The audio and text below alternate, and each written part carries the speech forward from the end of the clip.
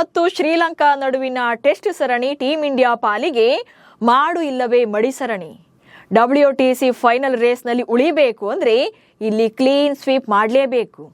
At the same time Kannadiga KL Rahul ಪಾಲಿಗೆ ಈ ಸರಣಿ ತಮ್ಮ ಕ್ರಿಕೆಟ್ ಕರಿಯರ್ನ ಗೋಲ್ಡನ್ ಸೀರೀಸ್ ಆಗುವಂಥ ಅವಕಾಶ ಕೂಡ ಇದೆ. ಅದು ಹೇಗೆ ಅನ್ನೋದನ್ನ ಈ ವಿಡಿಯೋದಲ್ಲಿ ಹೇಳ್ತೇನೆ. ನಾನು ಶಾಂತ. ನೀವು ಸುದ್ದಿಯಾನದ ಸಬ್ಸ್ಕ್ರೈಬರ್ ಆಗೋದಿಕ್ಕೆ ಮರಿಬೇಡಿ. ಲಂಕಾ ವಿರುದ್ಧದ 2 ಪಂದ್ಯಗಳ ಟೆಸ್ಟ್ ಸರಣಿಯಲ್ಲಿ ಮೊದಲ ಪಂದ್ಯ ಆಗಸ್ಟ್ 15ರಿಂದ ಗ್ಯಾಲೆ ಫೋರ್ಟ್ ಬಳಿಯ ಗ್ಯಾಲೆ ಅಂತಾರಾಷ್ಟ್ರೀಯ ಕ್ರಿಕೆಟ್ ಮೈದಾನದಲ್ಲಿ ಶುರುವಾಗುತ್ತೆ. ಈ ಸರಣಿಗೆ ಶುಭ್ಮನ್ ಗಿಲ್ ಕ್ಯಾಪ್ಟನ್ ಆಗಿದ್ದರೆ KL ರಾಹುಲ್ ವೈಸ್ ಕ್ಯಾಪ್ಟನ್ ಆಗಿದ್ದಾರೆ.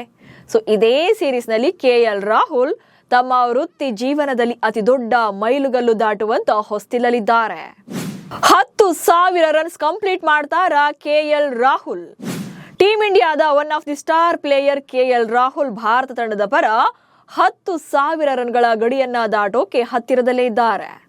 ಅಂತಾರಾಷ್ಟ್ರೀಯ ವೃತ್ತಿ ಜೀವನದಲ್ಲಿ 10,000 ರನ್ಗಳನ್ನ ಕಂಪ್ಲೀಟ್ ಮಾಡೋಕೆ ಇನ್ನು ಕೇವಲ 170 ರನ್ಗಳು ಮಾತ್ರ ಬೇಕು. ಪ್ರಸ್ತುತ ರಾಹುಲ್ ಭಾರತದ ಪರ 238 ಅಂತಾರಾಷ್ಟ್ರೀಯ ಪಂದ್ಯಗಳನ್ನಾಡಿದ್ದಾರೆ. ಇದರಲ್ಲಿ 9,830 ರನ್ಗಳನ್ನ ಕಲೆ ಹಾಕಿದ್ದಾರೆ. 199 ರನ್ಗಳ ಗರಿಷ್ಠ ಸ್ಕೋರ್ನೊಂದಿಗೆ 62 ಅರ್ಧ ಶತಕಗಳು ಹಾಗೆ 19 ಶತಕಗಳನ್ನ ಗಳಿಸಿದ್ದಾರೆ. ಲೆಜೆಂಡರಿ ಬ್ಯಾಟರ್ ಆಗಿರುವಂತಹ ಸಚಿನ್ ತೆಂಡೂಲ್ಕರ್ ಈ ಪೈಕಿ 664 ಅಂತಾರಾಷ್ಟ್ರೀಯ ಪಂದ್ಯಗಳಲ್ಲಿ 34,357 ರನ್ಗಳನ್ನ ಕಲೆ ಹಾಕಿ ಅತಿ ಹೆಚ್ಚು ರನ್ ಗಳಿಸಿದವರ ಪಟ್ಟಿಯಲ್ಲಿ ಮೊದಲ ಸ್ಥಾನದಲ್ಲಿದ್ದಾರೆ. ಇನ್ನು ಅಜೇಯ 248 ರನ್ಗಳ ಇನ್ನಿಂಗ್ಸ್ ಇವ್ರದ್ದು ಗರಿಷ್ಠ ಸ್ಕೋರ್ ಆಗುತ್ತೆ.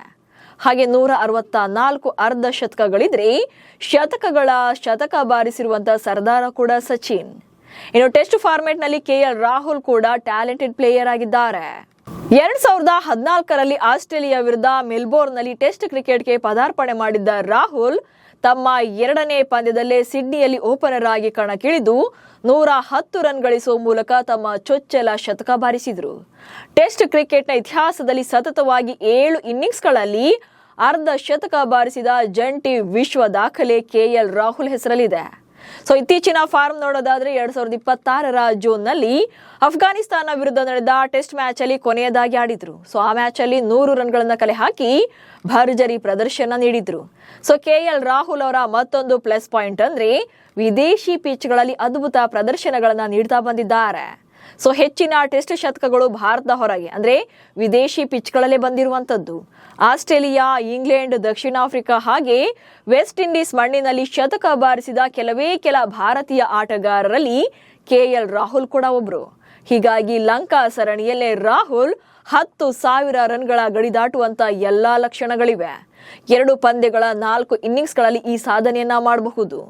ಇನ್ನು ರಾಹುಲ್ ದಾಖಲೆ ಅಷ್ಟೇ ಅಲ್ಲದೆ 2 ಪಂದ್ಯಗಳ ಸರಣಿ 2025-27ರ ನಡುವಿನ ICC ಟೆಸ್ಟ್ ಚಾಂಪಿಯನ್ಶಿಪ್ಗೂ ಕೂಡ ಇಂಪಾರ್ಟೆಂಟ್ ಆಗುತ್ತೆ. ಯಾಕಂದ್ರೆ WTC ಸೈಕಲ್ ನಡೀತಾ ಇರೋದ್ರಿಂದ ಈ ಸರಣಿ ಭಾರತ ಈ 2 ಪಂದ್ಯಗಳನ್ನ ಗೆಲ್ಲಲೇಬೇಕು. ಆಗಿದ್ದಾಗ ಮಾತ್ರ WTC ಫೈನಲ್ ರೇಸ್ನಲ್ಲಿ ಟಾಪ್ 2ಗೆ ಅರ್ಹತೆಯನ್ನ ಪಡೆಯೋಕೆ ಅವಕಾಶ ಇರುತ್ತೆ. ಹೀಗಾಗಿ ನಾಯಕ ಶುಭ್ಮನ್ ಗಿಲ್ ಮೇಲೆ ಕೂಡ ಹೆಚ್ಚಿನ ಪ್ರೆಷರ್ ಕೂಡ ಇದೆ. ನಮಸ್ಕಾರ.